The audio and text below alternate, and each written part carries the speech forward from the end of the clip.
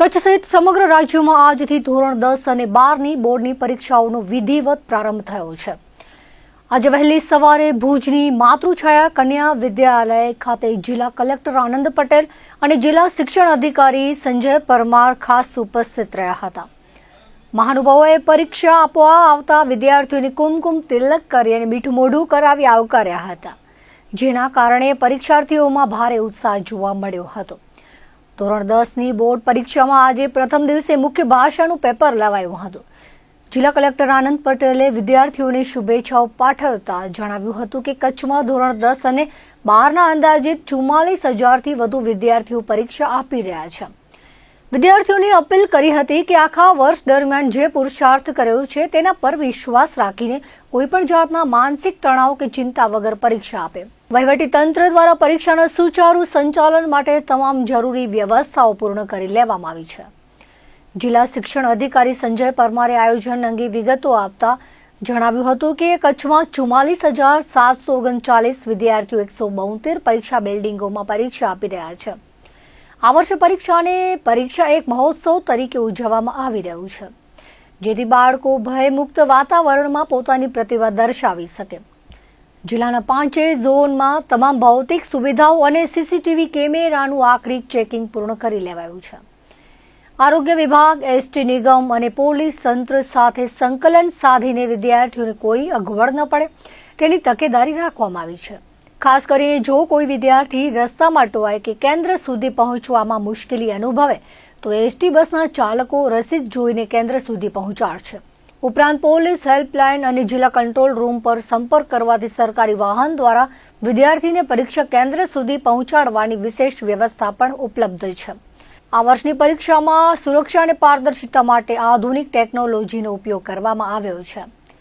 પરીક્ષાના પ્રશ્નપત્રોના પરિવહન માટે પાટા એપ્લિકેશન મારફતે લાઈવ ટ્રેકિંગ કરવામાં આવી રહ્યું છે। સીસીટીવી દ્વારા પરીક્ષા ખંડો પર કડક દેખરેખ રાખવામાં આવી રહી છે। સંવેદનશીલ ગણાતા 14 કેન્દ્રો પર પેરામિલિટરી ફોર્સ અને 30 કેન્દ્રો પર તકેદારી અધિકારીઓની નિમણૂક કરવામાં આવી છે। ગેરરીતિ અટકાવવા માટે દરેક કેન્દ્ર પર મેટલ ડિટેક્ટર અને સ્ત્રી પુરુષ પોલીસ કર્મીઓ દ્વારા સઘન ફ્રિસ્કિંગ કરવામાં આવી રહ્યું છે। દિવ્યાંગ વિદ્યાર્થીઓ માટે આ વખતે બોર્ડ દ્વારા પ્રતિ કલાકે 20 મિનિટ લેખે કુલ 60 મિનિટનો વધારાનો સમય ફાળવવામાં આવ્યો છે, જેનો લાભ જિલ્લાના 150 જેટલા દિવ્યાંગ વિદ્યાર્થીઓ લેશે। જેલમાં સજા કાપી રહેલા 3 કેદીઓ પણ આ વર્ષે પરીક્ષા આપી રહ્યા છે, જેમના માટે જેલ ખાતે જ અલાયદી વ્યવસ્થા કરવામાં આવી છે। 18મી માર્ચ સુધી ચાલનારી પરીક્ષામાં રાજ્ય અને જિલ્લા કક્ષાની ફ્લાઇંગ સ્ક્વોડ સતત નિરીક્ષણ કરતી રહેશે। ધોરણ 10 અને 12ની બોર્ડની પરીક્ષાની શરૂઆત થઈ રહી છે। લગભગ 44,000થી વધારે વિદ્યાર્થીઓ કચ્છ જિલ્લામાં પાર્ટિસિપેટ કરી રહ્યા છે। જિલ્લા શિક્ષણ અધિકારીની કચેરી દ્વારા અને સમગ્ર વહીવટીતંત્ર દ્વારા પૂરતી વ્યવસ્થાઓ આ બાબતે કરવામાં આવેલી છે। આજે તમામ વિદ્યાર્થીઓ છે ધોરણ 10 અને 12ના એમને જે પુરુષાર્થ એમને કર્યો છે એના માટે એમને ઉત્તમ પરિણામ મળે એવી ખૂબ શુભકામનાઓ પાઠવું છું અને સાથે સાથે એમને અપીલ પણ કરું છું કે કોઈપણ જાતની ચિંતા કર્યા વગર કે કોઈપણ જાતનું સ્ટ્રેસ લીધા વિના જે એમના તરફથી સમગ્ર વર્ષ દરમિયાન મહેનત કરવામાં આવી છે એમાં વિશ્વાસ રાખી અને એ પરીક્ષામાં બેસે, ચોક્કસપણે એમને સારું પરિણામ મળશે અને પુનઃ આ તમામ વિદ્યાર્થીઓને હું ખૂબ શુભકામનાઓ એમની સફળતા બદલ આપું છું। આજથી ધોરણ 10 અને 12ની પરીક્ષાનો શુભારંભ થઈ રહ્યો છે। ખૂબ સુંદર વાતાવરણના અંદર આજે આ બાળકોનો અમે પ્રવેશ આપીએ છીએ। ખાસ કરીને 44,379 જેટલા વિદ્યાર્થીઓ આ પરીક્ષા આપી રહ્યા છે।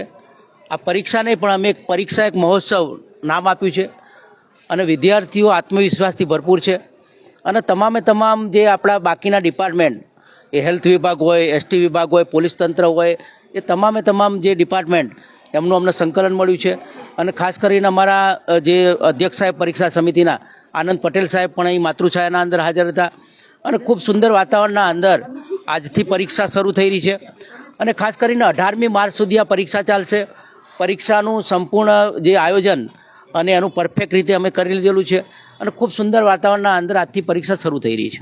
અત્યારે તૈયારી બહુ સારી છે, બધું વાંચેલું છે અને સેલ્ફ કોન્ફિડન્સ અને ડરવાનું નથી એ તૈયારી છે એક્ઝામ માટેની અને ફૂલ કોન્ફિડન્સથી આજે એક્ઝામ આપશું અને બાકી મહેનતનું ફળ તો મળવાનું જ છે।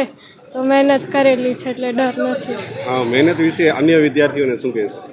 મહેનત વિશે બસ પોતા પર વિશ્વાસ રાખો અને પોતાની મહેનત તમે કરેલી હશે તો પરિણામનો ડર નહીં હોય. બાકી પરિણામ અત્યારનું મેટર નથી કરતું, જિંદગીમાં કેટલા સક્સેસફુલ છો એ મેટર કરે છે. તો બોર્ડની એક્ઝામના રિઝલ્ટનું ટેન્શન ન લેવું જોઈએ, પોતાના ઉપર વિશ્વાસ રાખો અને મહેનત